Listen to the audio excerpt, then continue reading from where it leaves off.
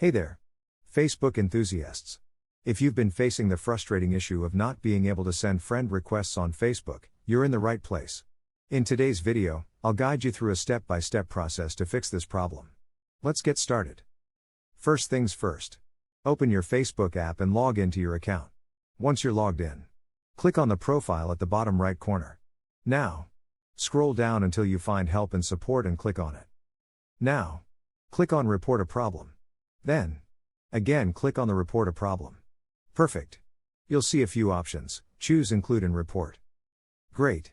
Now, scroll down until you find the option that says Profile. Click on it. Now, you need to compose a message to Facebook support. Type something like, "I'm having trouble sending friend requests on my Facebook account." Be specific and clear about the issue. Once your message is ready, hit the Send button in the top right corner. This is crucial, so make sure to send it. Now, here's a crucial tip. Be patient. Give it about 24 hours for Facebook support to review your report. If you're watching this on a weekend, you might need to wait until Monday or Tuesday for a response. And that's it.